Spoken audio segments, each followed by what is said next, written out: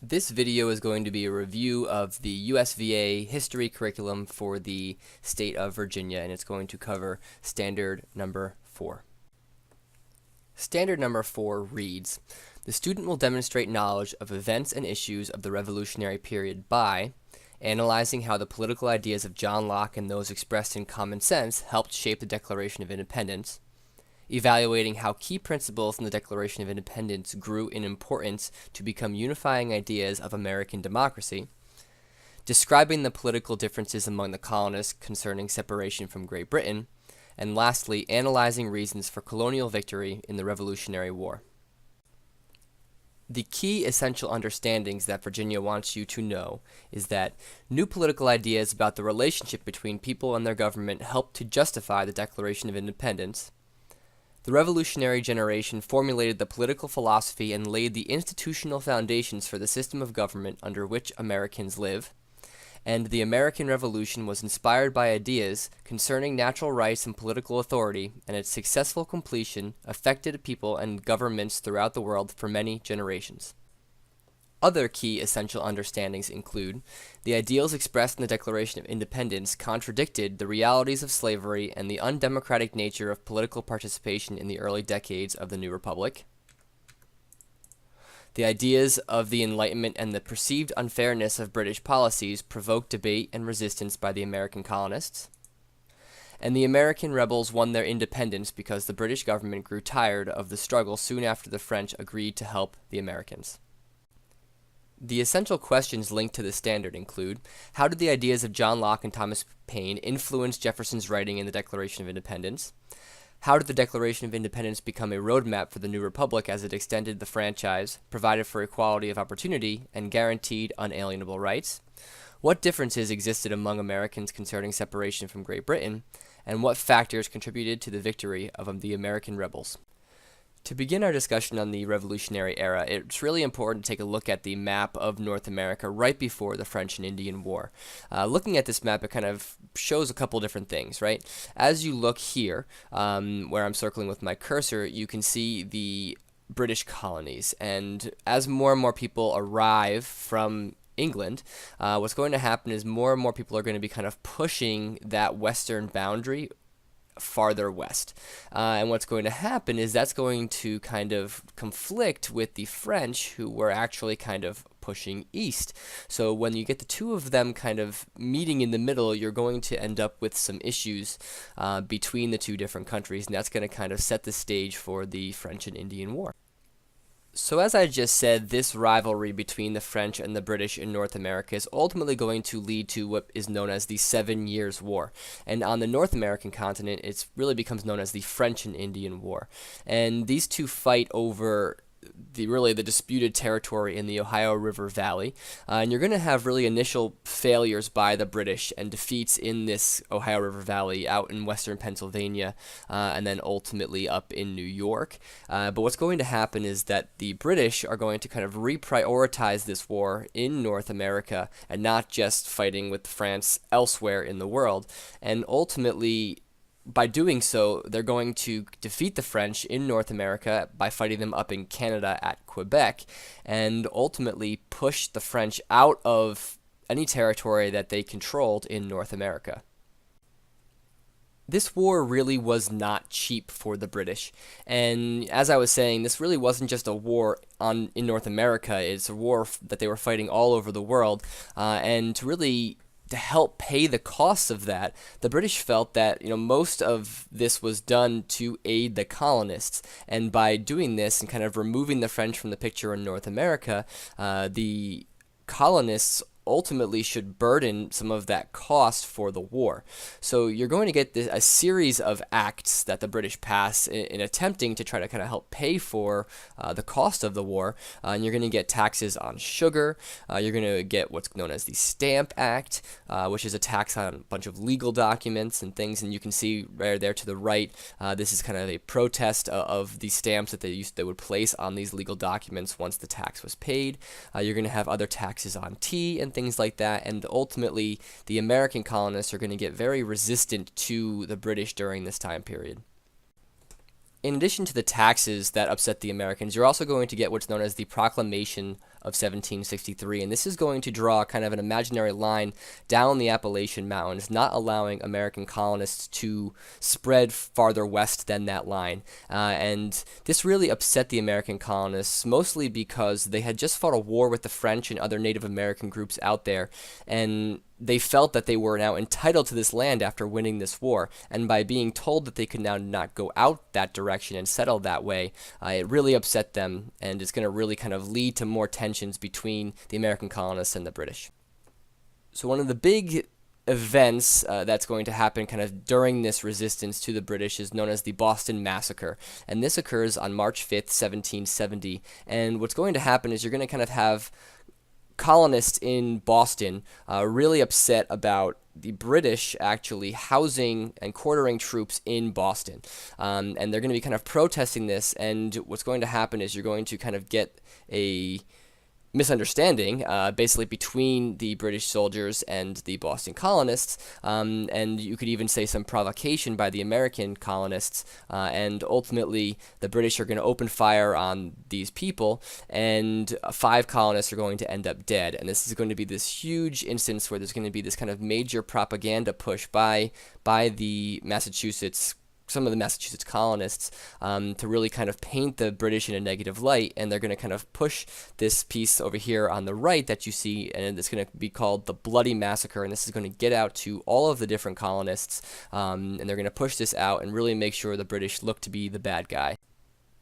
A few years later, you're going to get what is known as the Boston Tea Party, and this is going to take place in 1773, and it's going to really be a result of the British now forcing American colonists to purchase British tea, and doing this, it's actually going to kind of bypass American merchants that were selling tea, so it's going to really upset these people that sold tea and had made their livelihood based off of the tea, and you're going to get this revolt by a group of about 150 men who are going to kind of board these ships and basically dump a whole number of tea into the Boston Harbor in protest, and it's going to lead to some actions by the British known as the Intolerable Acts that are ultimately going to kind of just keep pushing and driving, this tension more between the colonists and Great Britain. In response to these acts that we were just talking about, you're going to get what is known as the First Continental Congress called. And this is really going to be the first time that most of the colonies are going to actually act together. And it's going to really be a debate on how to handle the situation. And all of the different colonies are going to have different kind of ideas on it. Really all except for Georgia, who doesn't show as the only one. But the decision ultimately is that they're going to kind of come together and boycott British goods in an attempt to kind of make the British listen to them, and hopefully kind of repeal these acts and be a little more lenient on the colonies. Resistance is going to build in Massachusetts, and ultimately you're going to get a large kind of Massachusetts militia in resistance to the British. And the British are going to be forced to basically move on this militia, and they're going to basically head to this town known as Concord, and they're going to be aiming to seize this militia's supply depot of their arms and weapons and that kind of stuff. So ultimately, this militia is kind of warned that they are coming by a man named Paul Revere and a number of his friends, and these Minutemen, they're known as, because they can be ready to fight at this minute's notice. They basically meet the British contingent moving toward Concord at a town known as Lexington, and ultimately you're going to get a skirmish between these people. This skirmish erupts in Lexington, and it's really unknown completely who fires the first shot, but this is really going to be considered the first shots of the American Revolution, and that's why this is going to become known as the shot heard round the world. But ultimately, the British push the militiamen back, the Minutemen back, and they're going to kind of continue heading to Concord, but these militiamen had essentially bought the other militia some time, and they're able to actually kind of clear out the supply depot so that when the British get there, they don't find anything. So as the British are kind of heading back towards Boston and kind of just looking around, you're going to get this other fight that breaks out between the British and about 400 militiamen that had kind of now been warned and had gathered to go fight the British. And these militiamen actually push back the British and fight the British successfully, and the British are forced to retreat all the way back to Boston while these militia continuously fire at them and kill a number of the British on the way. And this is really going to be the beginning of the War for American Independence. As this war is beginning to shape up, you're going to kind of get three different types of colonists.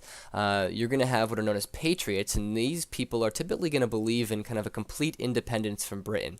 Many of them are going to be kind of inspired, by the ideas of some of the philosophers we're going to be talking about coming up. And you're going to have this kind of big resistance by one man named Patrick Henry, who happens to be from Virginia, during the First Continental Congress, when he's talking, basically saying, "Give me liberty or give me death," saying he's ready to fight the British. So these are people that are typically providing the troops for the American army, and which is also going to be led by Virginian George Washington eventually. We'll get there. So you also have the loyalists, and loyalists are people that are basically going to remain loyal to Great Britain, mostly because of cultural ties. They might have family there, or economic ties, right? It's just beneficial for them. They're merchants, and their economic interests lay with Great Britain. And many of these people are going to believe that the taxation of the colonists is going to ultimately be justified to really help pay for the British protection of American settlers from Indian attacks, really, and just other protection. But you're also going to have people that remain neutral, and these are many people. Most of the people, at the start of this war are going to be neutral, and they're going to really try to remain uninvolved as they can throughout the war. So let's take a step back from the actual events of the revolution and look at some of the ideas that kind of help fuel it. Hopefully you guys remember that this idea and this thing that's going on throughout the world known as the Enlightenment. And this is really a period during the 17th and 18th centuries, which is really going to see a whole range of development of new ideas around the world. Many of these ideas are going to be scientific, but you're also going to have a philosophical influx of ideas, and some people are going to really begin to question, the rights of the people and ultimately the relationship to their rulers. So one of the big philosophers that's going to really influence the American belief in self-government, his name is John Locke. And he really has ideas that are pretty radical about the sovereignty and the rights of the people. He is going to really come about and really challenge these centuries-old practice throughout the world of the dictatorial rule by kings, emperors, and tribal chieftains, and kind of talk about the sovereignty of the people. So John Locke's beliefs really are that all people are free, they are equal, and that all people have what are known as natural rights. And these natural rights are life, liberty, and the protection of property, and these are things that rulers cannot and should not be able to take away from the people, and that ultimately government is like a contract, and what he calls a social contract with the people, and that ultimately it's the people that are deciding what the government should and should not be able to do, and that because of that, the government gets its power from the consent of the governed, and it's there to be created to protect these people's rights. And if the government is created in that form of a social contract, that essentially the people are going to promise to obey the laws that are established in that contract. And this is known as ordered liberty. So ultimately, he concludes that if a government does not act in the best interests of its people, that it's their right to actually overthrow the government and establish a government that's going to act in those best interests. And this isn't something meant to be taken lightly, not like simple slights, but overall systemic things that keep these people down, and that's when it's their right to actually change it. Another person who really is going to influence the American thought process leading up to the revolution is this man named Thomas Paine, who writes a pamphlet known as Common Sense. Thomas Paine was an English immigrant to America, and he's going to actually produce a pamphlet that's going to really challenge the rule of the American colonies by the King of England. It's read and ultimately acclaimed by many of these colonists, and it's going to really contribute to this sentiment that America should be independent from Great Britain, and that it's not right for a country, a nation, thousands of miles across the sea, being able to regulate what's going on in the colonies. So all of these ideas and all of the events that we talked about are going to ultimately lead to the establishment of the Declaration of Independence. And this is going to be written by Thomas Jefferson, who again is Virginian, and it's going to reflect these ideas of John Locke, Thomas Paine, as well as other Enlightenment thinkers. I think it's important to look at the text of the Declaration of Independence, at least the beginning part of it. So here we go. We hold these truths to be self-evident, that all men are created equal, that they are endowed by their Creator with certain unalienable rights, that among these are life, liberty, and the pursuit of happiness. And as you can see, this really draws on the natural rights that John Locke was talking about. They do change the wording a little bit, but it really means the same thing. Continuing on, so that to secure these rights, governments are instituted among men, deriving their just powers from the consent of the governed. So this is kind of that concept, right, where that government gets its power from the consent of the governed, and that without the permission of the people, government can't exist or shouldn't exist. That whenever any form of government becomes destructive of these ends, it is the right of the people to alter or to abolish it, and to institute new government, laying its foundation on such principles and organizing its powers in such form as to them shall seem most likely to affect their safety and happiness. So, right, if a government acts against that established social contract that we talked about with John Locke, the people have the right to overthrow it, within reason, of course. So it's their right to create a new government that's going to keep those interests in mind. Another thing that the Declaration of Independence is going to actually do is lay out a number of things that are called grievances to King George. Grievances such as the idea of taxation without representation, not having any representation in Parliament even though they're being forced to, abide by these acts. The quartering of the troops, closing off the port of Boston. The king actually ignores all of these petitions, they say, and there's other grievances as well, but many of these grievances are really going to coincide with what was written in Thomas Paine's Common Sense. So now let's briefly take a look at the events of the war and also some of the main people of the war. And really first and foremost in that discussion is George Washington. He's going to be chosen as the general of the Continental Army at the Second Continental Congress, and he's going to be immediately dispatched to Boston where this war had kind of begun, if you remember, right? So his leadership is really going to be the glue that kind of keeps everything together, and there's going to be really a ton of ups and downs in this war. There's going to be times when it looks completely lost and like a complete lost cause, but he manages to find a way and kind of keep pulling through. So, once they lay siege to Boston and force the British out of Boston, when the British regroup and actually attack through Long Island onto New York City and forces the Americans to retreat, this is kind of one of the lowest points of the war. And if it wasn't for his leadership making it a major attack at Trenton and then ultimately Princeton right around the turn of the new year between 1776 and 1777, this war could have been over right then and there. The Continental Army is ultimately going to lose Philadelphia, and as I said, there's going to be a number of ups and downs in this war. Fortunately, there is going to be a turning point for the Americans, a major turning point, when part of the Continental Army actually forces a large contingent of British soldiers and part of their army to surrender at what is known as Saratoga, New York. And this is going to be the event that really convinces France that this is going to be worth fighting for. If you remember that France and England were enemies, so any chance that France got to actually go against the British, they jumped at it. And as this war now is going to continue to drag on, the British are really going to begin to lose popular support for the war. So as more and more things go wrong for the British, ultimately the public are going to hate it. The British public are going to hate it and really begin to call for an end to this war. Benjamin Franklin is going to be responsible for negotiating that treaty of alliance with France, and where France really pledges monetary support to the war and also military support through an army and navy that's going to be sent and ultimately really, really helpful for the Americans.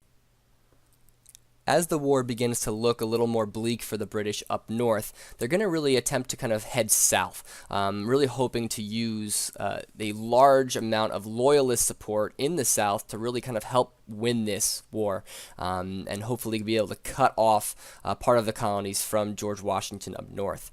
So this is really going to be a brutal campaign that's going to be fought, really, really harshly on both sides, but ultimately, what's going to happen is you're going to get a large part of the British Army under a man named General Cornwallis, setting up at a place called Yorktown. And this is really meant to be able to resupply, on the coast, and be able to kind of stay there as needed. So what's going to happen is you're going to get now this Battle of Yorktown, which is going to be this huge, huge battle. It's going to mark the end of the war in 1781. And what's going to happen is that the hope that they'd be able to be supplied from the sea is actually going to kind of come back to bite them, because what's going to happen is that French Navy we were just talking about is actually going to be able to come in and stop the British resupply and cut off any avenue of escape for the British from the sea.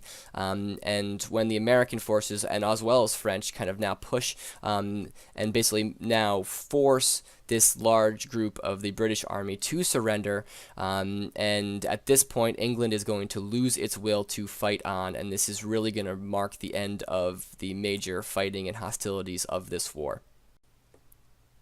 With the war wrapping up, you are going to have what is known as the Treaty of Paris being signed in 1783, and this is going to be the formal end of the conflict. And Great Britain, England, is going to be forced to recognize the United States as its own nation. The American border is going to be established where the English colonial border had been after the French and Indian War at the Mississippi, and it's also going to establish a northern border with British Canada. The treaty does other things as well, but that's the kind of the gist of it, and that really is going to wrap up our discussion, our quick discussion anyway, of the American Revolutionary Era. Our next video is going to discuss Standard 5, talking about the early attempt of the Americans at a type of government, and then ultimately the need for calling a constitutional convention to establish a constitution, and then the early aspects of the new republic.